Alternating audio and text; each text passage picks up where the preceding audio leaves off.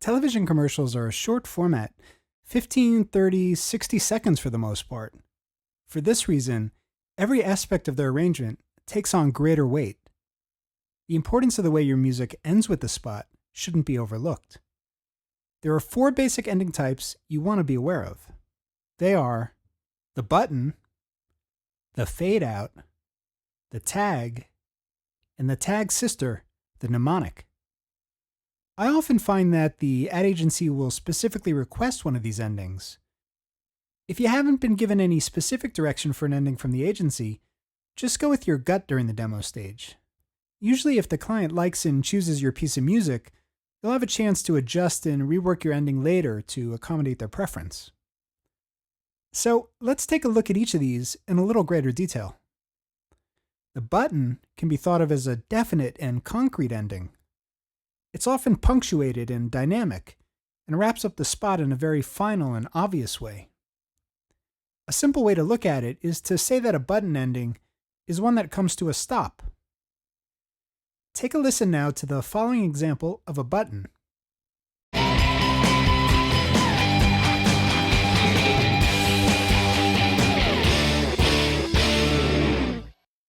Notice how it has a very final and dramatic ending. In this case, the ending leaves the audience feeling that they just heard something bold and confident. Advertisers often want the end of their spots to hit a peak and leave an impression on the consumer.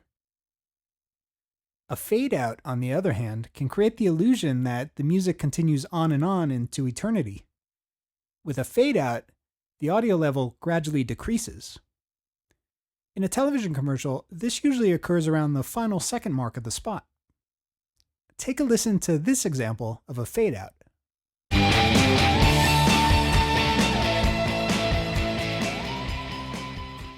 A fade out can be a good way to go, especially when you're trying to give the impression that the music you custom created for the commercial could possibly be a licensed piece of music, a track that was pulled off of a record. This can give legitimacy and authenticity to both your music and the advertisement as a whole. A tag is essentially a product's audio logo. The tag is a melody accompanied by a memorable lyric. Here are a few classic tags that you might remember. Winston tastes good like a cigarette chew.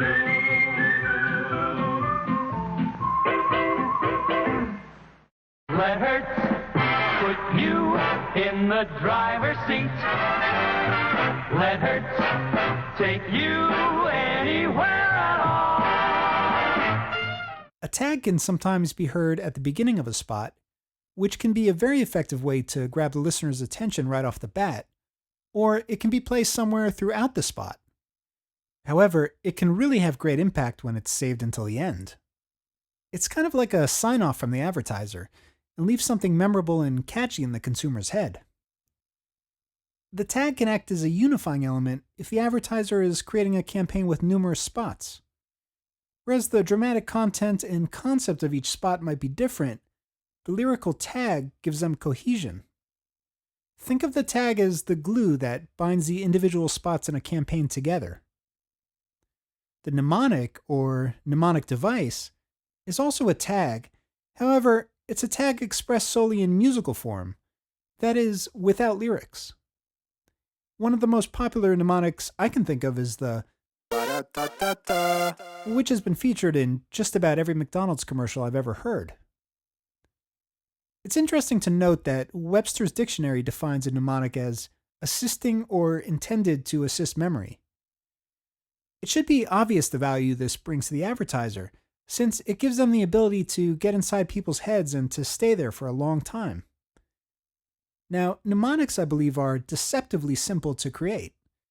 They usually have a limited number of notes, somewhere between 3 to 7, and the challenge for the composer really is to create something fresh and unique sounding with only these notes.